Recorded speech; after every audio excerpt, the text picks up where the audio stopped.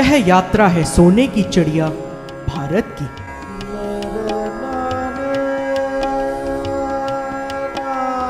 भारत जो कि विभिन्न धर्मों व संस्कृतियों का महाकुंभ है। भारत जहाँ की पावन भूमि वनों, समुद्रों, रेगिस्तानों व बर्फ के पहाड़ों से आच्छादित है। भारत जिसकी कोख में न जाने कितने रहस्य छिपे हैं। भारत जो कि हमारा अपना है।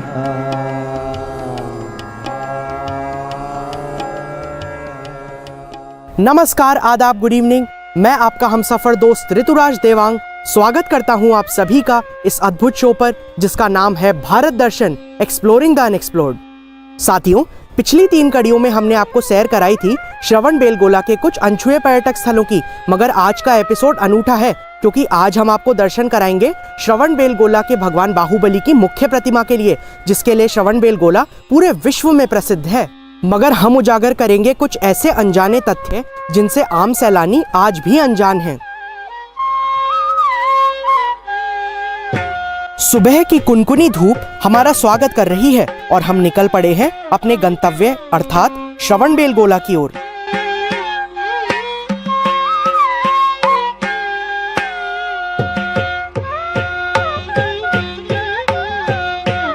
सामने विंध्यगिरि पर्वत हमारा श्रवणबेलगोला में स्वागत कर रहा है। धन्यवाद पर्वतराज। तो आइए गाड़ी से उतरकर अंदर प्रवेश करते हैं और तैयार हो जाते हैं चढ़ाई के लिए।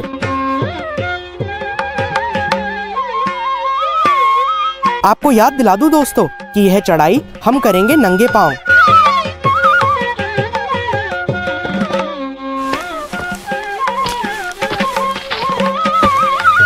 तो 660 सीढ़ियों की चढ़ाई पर हम अपनी यात्रा शुरू कर देते हैं। दोस्तों, ऊपर बढ़ते हर कदम के साथ हम दूर होते जा रहे हैं शहरी चकाचौंध व शोरगुल से और ईश्वर के पावन सानिध्य की ओर अग्रसर हो रहे हैं। दोस्तों, बाईं ओर हम देखते हैं वह पुराना पहाड़ी रास्ता जिसे प्राचीन काल में श्रद्धालु इस्तेमाल करते थे ऊपर पर्वत की चोटी तक पहुंचने के लिए। मित्रों, उस समय यह सीढ़ियों वाला पक्का रास्ता नहीं बना था, इसलिए लोग पहाड़ पर ट्रैक करते हुए ऊपर जाते थे। आपको उसी काल में ले जाते हुए उसी ट्रैक से आगे की चढ़ाई पूरी करने की कोशिश करता हूं मित्रों। मेरी कैमरा क्रू को अपने उपकरण लेकर ऊपर इस मार्ग पर चढ़ने में काफी कठिनाई हो रही है, इसीलिए वे नीचे ही रुक जाते हैं और मैं अकेला ही आगे बढ़ जाता हूं।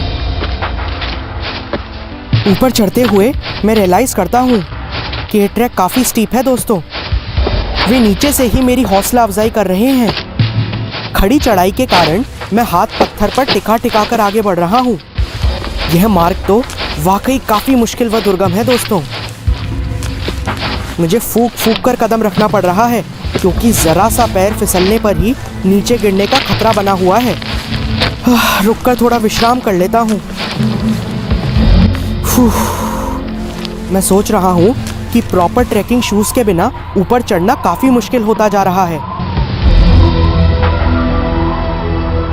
नीचे का दृश्य देखने पर मुझे एहसास होता है कि मैं काफी ऊंचाई तक चढ़ाया हूँ। मेरी कैमरा क्रू काफी नीचे छूट चुकी है। अब मुझे आगे की शूटिंग स्वयं अपने साथ लाए कैमरे से करनी होगी। दोस्तों, पता नहीं मैं आपको क्या दिखा पा रहा हूँ। कैमरा किस एंगल पर घूम रहा है क्योंकि कैमरे के साथ ऊपर चढ़ना बेहद कठिन है। खैर, जो भी हो, आपको साथ लेकर धीरे धीरे मैं आगे बढ़ रहा हूँ। यह देखकर खुशी है कि मैं अकेला नहीं हूँ, मगर दोस्त, तुम्हें भी ऊपर ले जाना अभी संभव नहीं है, इसीलिए तुम यहीं विश्राम करो। एक बार थोड़ा सा सेटल होकर आपको नीचे का दृश्य दिखाता हूँ। अरे बाप रे, मैं तो काफी ऊपर पहुंच गया हूँ। मुझे थोड़ी और हिम्मत रखनी होगी। और लीजिए, धीरे धीरे करके मैं विंध्यगिरि पर्वत की चोटी के समीप ही पहुंच गया हूँ। यह अनुभव तो वाकई काफ़ी थका देने वाला था दोस्तों। अत्यधिक थकान के कारण मंदिर के अंतिम पड़ाव की ओर बढ़ना भी अब मेरे लिए काफ़ी मुश्किल हो रहा है। मैं बार बार रुककर विश्राम कर लेता हूँ। तो इसी के साथ प्रिय दर्शकों, आपके लिए भारत दर्शन का संदेश। आपसे गुजारिश करते हैं कि इस तरह के अलग थलग रास्तों पर बिना प्रोफेशनल सपोर्ट व उपकरणों के अकेले ना जाएं। मित्रों, जहां सीढ़ियों की तरह की प्रॉपर सुविधाएं उपलब्ध हो वहां इनका ही उपयोग करें व अनजान रास्तों पर जाने का जोखिम ना लें। मुझे ऊपर ट्रैक करके आने के कारण बेहद थकान का अनुभव हो रहा है। तो इस प्राचीन गेटवे में थोड़ा विश्राम करके आगे बढ़ते हैं अपनी क्रू के साथ।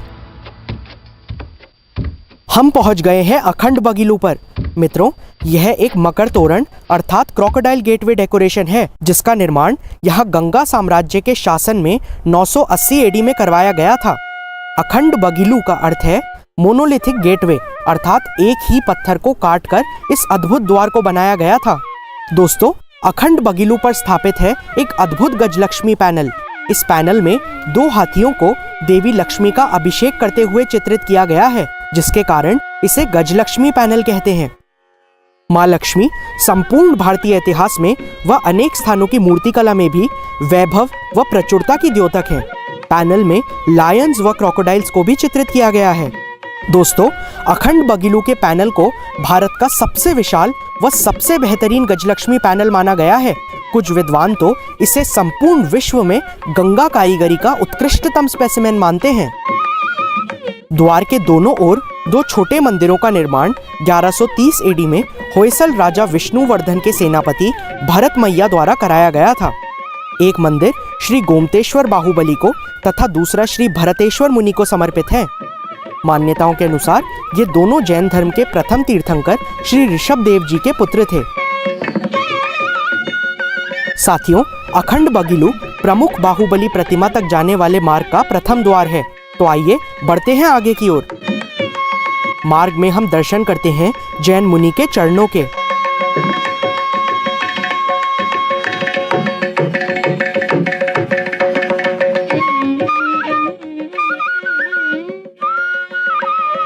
मंदिर के मुख्य प्रांगण में हम प्रवेश कर रहे हैं इस भव्य द्वार से होते हुए।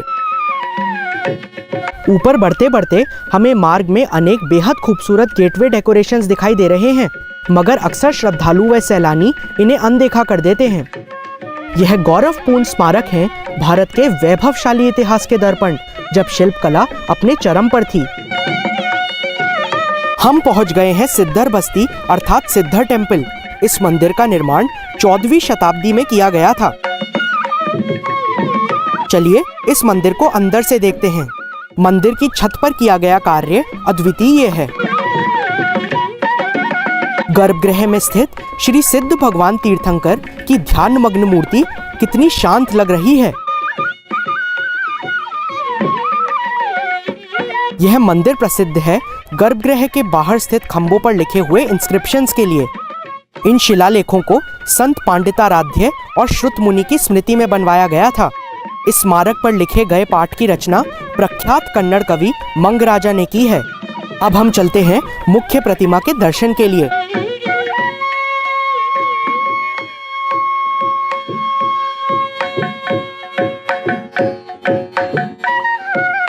प्रवेश द्वार के मंडप के ऊपर जैन मुनियों, उनके यक्ष यक्षियों व तीर्थंकरों के बेहद खूबसूरत स्कल्पचर्स हैं। यह सदियों पुरानी मूर्ति कला तो वाकई बहुत ही आओ इंस्पायरिंग है दोस्तों। तो मित्रों, चर्चा करते हैं दक्षिण भारत में जैन धर्म के उद्गम की। कहा जाता है कि आज से लगभग 2300 वर्ष पूर्व भारत में सम्राट चंद्रगुप्त मौर्य के शासनकाल के दौरान उत्तरी भारत में एक भीषण अकाल पड़ा था, जिसके कारण 12,000 जैन मुनियों के एक समूह ने मुनि भद्रबाहु के नेतृत्व में दक्षिण भारत के श्रवणबेलगोला की ओर विहार किया। कालांतर में सम्राट चंद्रगुप्त मौर्य भी मुनि दीक्षा लेकर यहीं आ गए और उन्होंने सामने चंद्रगिरी पर्वत पर ही समाधि ली।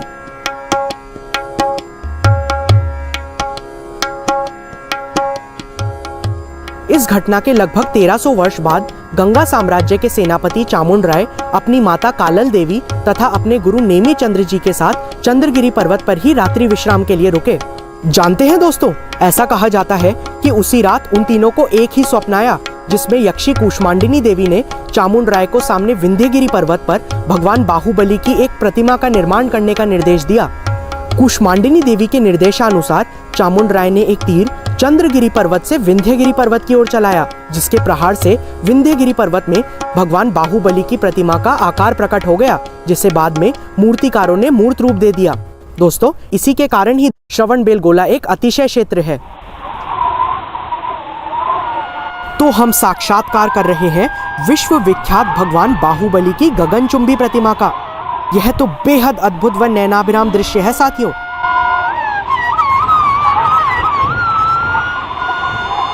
दोस्तों, मैं आपको बताना चाहता हूं कि यह लगभग 59 फीट ऊंची भगवान बाहुबली की प्रतिमा विश्व की एक ही शिला से निर्मित सबसे बड़ी मूर्ति मानी जाती है।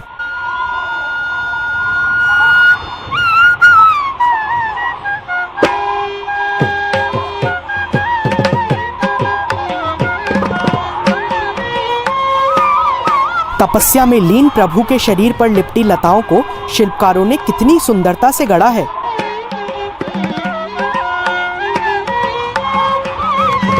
लगता है मानो प्रभु की मूर्ति अभी सजीव हो उठेगी।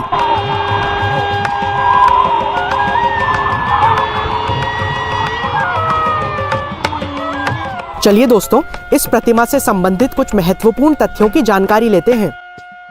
58.8 फीट है मूर्ति यहाँ पर। ये विंध्यगिरि पर्वत है। जो मूर्ति बनाने के लिए कारीगर को 12 साल टाइम लगा था। विड्थ शोल्डर जो है 23 फीट है। एक हाथ 30 फीट है। फेस 11 फीट है। नेक 2 फीट है। ईयर और नोज 4 फीट है। लेग 15 फीट है। इतना विशाल बड़ा मूर्ति बनाने के लिए कारीगर को 12 साल टाइम लगा था। बाहुबली मूर्ति 981 में 1032 साल हो गए मूर्ति को। पूरा ग्रेनाइट पत्थर, नीचे 650 सीढ़ी विथ स्टैचू, सिंगल रॉक, पूरा रॉक बेड। इस पहाड़ आने के लिए जो 650 सीढ़ी विथ स्टैचू, सिंगल रॉक। अच्छा, सेपरेट नहीं स्टैचू। यहाँ एक रोचक घटना बताता हूँ आपको दोस्तों। कहा जाता है कि इतनी भव्य प्रतिमा के निर्माण के बाद सेनापति चामुंडराय के मन में घमंड आ गया था, जिसके कारण प्रथम मस्तकाभिषेक के दौरान चामुंडराय द्वारा प्रक्षालित दूध व जल प्रतिमा के मध्य भाग के नीचे ही नहीं उतर पाए। बाद में स्वयं यक्षी पद्मावती देवी एक वृद्धा का वेश धारण करके आई और उन्होंने एक लोटे दूध से ही मस्तकाभिषेक किया, जिससे प्रक्षालित होता हुआ दूध नीचे तलहटी में बहकर एक तालाब में इकट्ठा हो गया। 1000 साल पहले यह तालाब दूध से भर गया था दोस्तों। कन्नड़ भाषा में सफेद दूध के तालाब को कहा जाता है बीड़ाकुड़ा, जो बाद में अपभ्रंशित होकर बेड़गोड़ा हो गया, तथा श्रमण कहा जाता था उत्तर भारत से आए जैन मुनियों को। इसीलिए इस स्थान का नाम पड़ा श्रवण बेड़गोड़ा या फिर श्रवणबेलगोला। मंदिर के बाहर स्थित गुल्लेकाई अज्जी मंडप में यक्षी पद्मावती देवी की अत्यंत सुंदर प्रतिमा दूध के लोटे के साथ दिखाई गई है, जो इस कथा को आधार प्रदान करती है।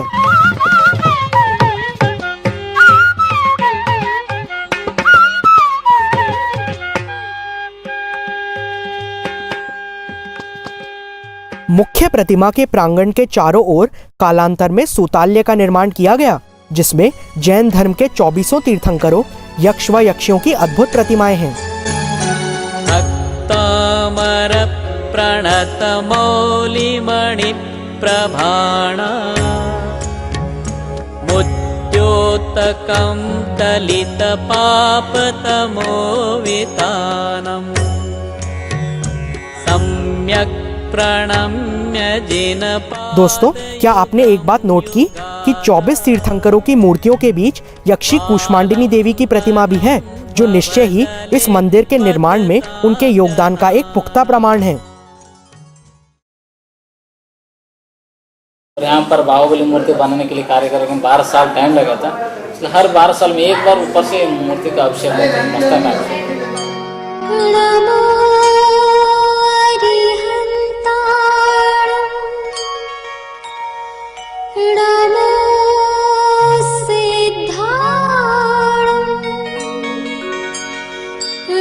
इस पावन तीर्थ स्थल को मन में बसाकर कुछ दृश्यों को अपने कैमरे में भी कैद कर लेते हैं तथा ऊपर जाने वाले यात्रियों को प्रोत्साहित करते हुए नीचे की ओर बढ़ते हैं।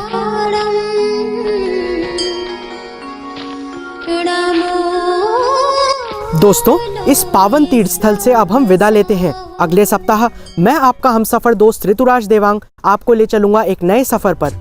आप अपने सुझाव हमें स्क्रीन पर दिए हुए पते पर भेज सकते हैं।